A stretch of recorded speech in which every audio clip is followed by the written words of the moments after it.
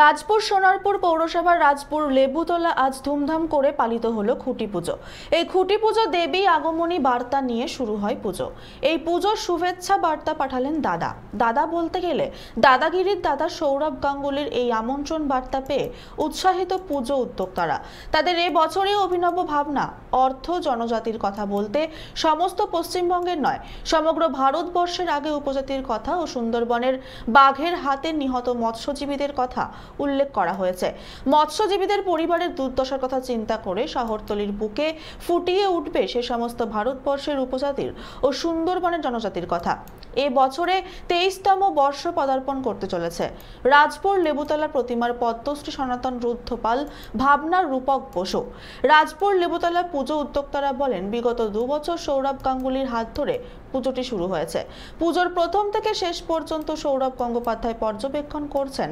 এই বছরে বেশ কিছু চমক আছে। তাছাড়াও সবচেয়ে বড় ভাবনা হচ্ছে খুঁটি পুজোর উপলক্ষে মৎস্যজীবীর পরিবাররা অংশগ্রহণ করেছে। তাদের হাত দিয়ে খুঁটি পুজোর উদ্বোধন করা হবে, যা আগামী দিনের মানুষের কাছে বার্তা দেওয়া যাবে মৎস্যজীবীরা জলে কুমির ডাঙায় বাঘের সঙ্গে লড়াই করেও মানুষের পাশে থাকতে পারে, তারাও আনন্দ উপভোগ করতে পারে, সবার সাথে অঙ্গীকারবদ্ধ হতে পারে। আমাদের সাথে রয়েছে বলে লাস্ট ইয়ার আর আগের বছর এটা নিয়ে 3 বছর হচ্ছে উনি আমাদের সাথে রয়েছেন। আর আমরা সেই জন্য আরও বেশি মহিলারা বেশি উৎসাহিত হয়ে আরও বেশি যোগ দিয়েছি। আগে আমরা মহিলারা কেউই ছিলাম না এর মধ্যে। অপেক্ষা করছেন সৌরভদার জন্য এই মুহূর্তে? অনেক অনেক অনেক, সেটা বলা যাবে না, ভাষ্য নেই কোনো কিছু বলার জন্য। আজকের দিনে কতটা মিস করছেন? আজকের দিনে তো অনেকই মিস করছি, বিকজ এভরি মোমেন্ট আছে উনি আমাদের সাথে আছেন, অবভিয়াসলি ব্যাক ফুটে আছেন, আর উনি আসবেন ডেফিনেটলি। আর কৃষ্টি মানে সঙ্গীত, গান, আঁকা, যার শুরু হচ্ছে একদম জনজাতির উপকথা থেকে, তাদের যাপন থেকেই উঠে এসছে এই আমাদের সব সৃষ্টি। এখন এই যে শুরুর দিকটা, এই শুরুর দিকটা আমাদের ভারতবর্ষের মতো এত সমৃদ্ধ ফোক শিল্প আর সারা পৃথিবীতে কোথাও নেই।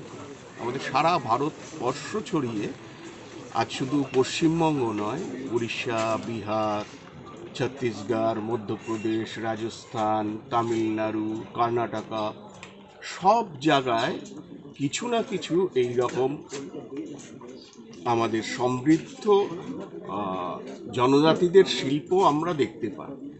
তার মধ্যে কিছু শিল্প তো পরবর্তীকালে পুজোর মাধ্যমে, যেটা মধুবনীর কথা আগে কেউ জানতো না, এই দুর্গাপুজোই সাধারণ মানুষের কাছে মধুবনী পৌঁছেছে।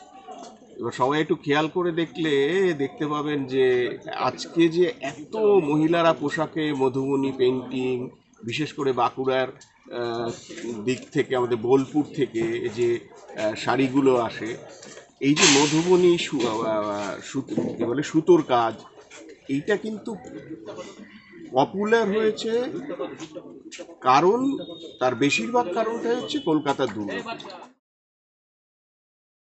দক্ষিণ 24 পরগনা থেকে বাবলু প্রামাণিকের রিপোর্ট, চ্যানেল 24/7।